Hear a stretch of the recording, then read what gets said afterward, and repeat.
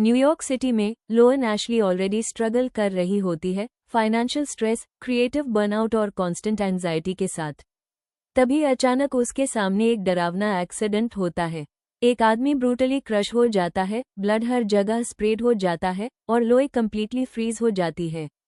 ना वो मूव कर पाती है, ना रिएक्ट। इसी शॉक के मोमेंट में जेरेमी क्रॉफर्ड एंटर करता है, शांत, स्टेडी और फुली इन कंट्रोल। वो लोवेन को हैंडल करता है, उससे शांत करता है और अस केओस के बीच एक स्टेबल प्रेजेंस बन जाता है। धीरे धीरे, बिना रियलाइज किए, लोवेन उस पर डिपेंड करने लगती है।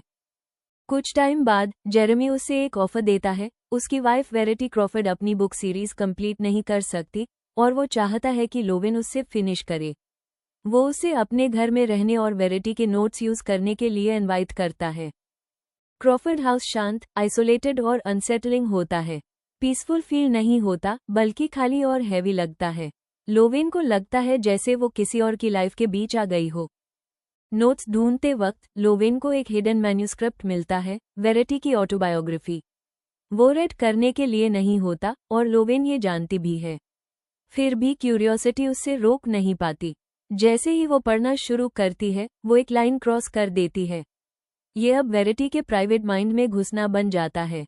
मैन्यूस्क्रिप्ट में डिस्टर्बिंग ट्रूथ्स होते हैं। वेरिटी अपनी प्रेगनेंसी और बच्चों के बारे में कोल्ड और डिटैच्ड टोन में लिखती है। वो उन्हें नहीं चाहती थी, उनसे जेलस फील करती थी। उसकी वर्ड्स में गिल्ट नहीं होता। लोवेन डिस्टर्ब हो जाती है, पर रुकती नहीं। उसकी क्यूरियोसिटी ऑब्सेशन बन जाती है। इसी बीच लोवेन और जेरेमी क्लोज होने लगते हैं। दोनों लोनलीनेस शेयर करते हैं। जेरेमी काइंड, प्रोटेक्टिव और ब्रोकन लगता है। लोए उसके लिए फीलिंग्स डेवलप करती है। धीरे धीरे वो वेरिटी की जगह लेने लगती है, इमोशनली और फिजिकली। पर टेंशन बढ़ता है, क्योंकि जिस औरत की जगह वो ले रही है, शायद वो उतनी हेल्पलेस नहीं है जितनी दिखती है। मैन्यूस्क्रिप्ट और डार्क हो जाता है। वेरिटी कन्फेस करती है कि वो एक बेटी को ज्यादा पसंद करती थी और दूसरी को इग्नोर। वो इनडायरेक्टली इम्प्लाई करती है कि उसने अपने बेटी को हार्म होने दिया। एक ड्राउनिंग सीन भी होता है जो एक्सीडेंटल नहीं लगता। उसकी राइटिंग में गिल्ट नहीं, सिर्फ बात होती है। लोएन के लिए वेरिटी अब विक्टिम नहीं, एक डेंजर बन जाती है। लोएन ऑब्सेस्ड हो जाती है। वो खुद को आइसोलेट कर लेती है, घर के अंदर ही रहने लगती है और कॉन्स्टेंटली मैन्यूस्क्रिप्ट पढ़ती रहती है। हर साउंड उससे थ्रेटनिंग लगता है। वो डोज लॉक करती है, हर चीज क्वेश्चन करती है और धीरे धीरे अपना कंट्रोल लूज कर देती है। मैन्यूस्क्रिप्ट का फाइनल पार्ट सब कुछ चेंज कर देता है। वेरिटी क्लेम करती है कि उसने अपनी कंडीशन फेक की थी। वो कभी हेल्पलेस नहीं थी।